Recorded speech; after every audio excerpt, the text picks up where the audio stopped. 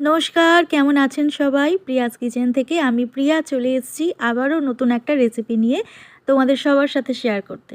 তো আজকে বানাবো ট্যাংরা মাছের তেল ঝালের রেসিপি। তো দেখতেই পাচ্ছ তোমরা, এখানে আছে ট্যাংরা মাছ বেশ কয়েকটা, আর বেশ বড় সাইজের ট্যাংরা মাছ ছিল। যদিও আমি ট্যাংরা মাছ আগে খেতাম না, এখন কিন্তু এই ট্যাংরা মাছটা খেতে খুবই ভালো লাগে। আর দেখতেই পাচ্ছ তোমরা, প্রত্যেকটা ট্যাংরা মাছের পেটের ভিতর কিন্তু ডিম আছে বেশ অনেকটা পরিমাণে, যার জন্য এই ট্যাংরা মাছটা আমার কিন্তু ভীষণ প্রিয়। তো আর দেরি না করে চলো রেসিপিটা শুরু করে দিই। ট্যাংরা মাছটাকে দেখো, আমি ট্যাংরা মাছটা কত রকম অ্যাঙ্গেল থেকে তোমাদেরকে দেখাচ্ছি, এদিক থেকে একবার ওদিক থেকে একবার। তো যাই হোক, ট্যাংরা মাছটাকে আমি ভালোভাবে ধুয়ে নিয়েছি।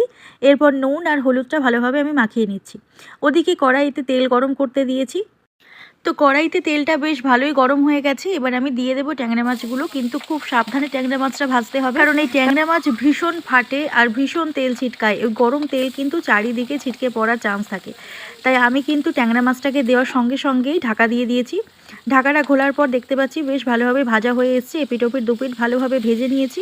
এবার আমি ট্যাংরা মাছটাকে একটি পাত্রে তুলে নেব। তো তোমাদের কার কার এই ট্যাংরা মাছ খেতে ভালো লাগে অবশ্যই কিন্তু আমাকে কমেন্ট করে জানিও। ট্যাংরা মাছটা তুলে নেবার পর কড়াইতে আবার কিছুটা তেল গরম করে তাতে দিয়ে দিয়েছি কিছুটা পেঁয়াজ কুচি আর চেরা কাঁচা লঙ্কাটা ভালোভাবে ভেজে নিয়ে আমি দিয়ে দিলাম বেশ কিছুটা টমেটো কুচিটা একটু নরম হয়ে এলে আমি দিয়ে দিয়েছি তাতে আদা রসুন বাটা। খুবই সিম্পল রান্না, বেশি কিছু লাগে না একেবারেই, কিন্তু খেতে দুর্দান্ত হয়। আদা রসুন বাটাটা ভালোভাবে ভেজে নেবার পর কাঁচা গন্ধটা চলে যাওয়ার পর দিয়ে দিলাম বেশ কিছুটা লঙ্কা গুঁড়ো আর দিয়ে দিলাম হলুদ গুঁড়ো। সামান্য একটুখানি জল দিয়ে আমি মশলাটাকে কষিয়ে নিচ্ছি। দেখতেই পাচ্ছ তোমরা, মশলা থেকে তেল ছেড়ে এসছে আর ওইদিকে দেখো মাছগুলো ভাজা হয়ে গেছে। অনেকেই হয়তো ভাবতে পারো খুবই কালো হয়ে গেছে, অর্থাৎ পুড়ে গেছে, কিন্তু না, ট্যাংরা মাছটা ভাজার পর এরকমই কালো। একটুখানি জল দিয়ে ভালোভাবে মশলাটাকে কষিয়ে নিলাম। মশলা থেকে তেল ছেড়ে আসার পর আমি দিয়ে দিলাম বেশ কিছুটা জল। এবার ঝোলটা ফুটতে থাকলে আমি দিয়ে দেবো উপর থেকে ট্যাংরা মাছগুলো। ব্যাস, আর কিছুই নয়, আমাদের তেল ঝাল একেবারে রেডি হয়ে এসছে।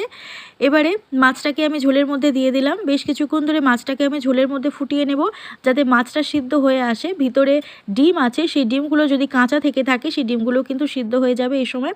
এবার উপর থেকে দিয়ে দেবো কিছুটা গরম মশলা গুঁড়ো ছড়িয়ে আমি কিন্তু নামিয়ে নেব আমার ট্যাংরা মাছের তেল ঝালের রেসিপি।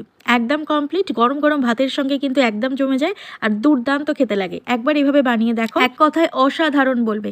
আজকে এই পর্যন্ত, দেখাবে পরে কোনো ভিডিওতে।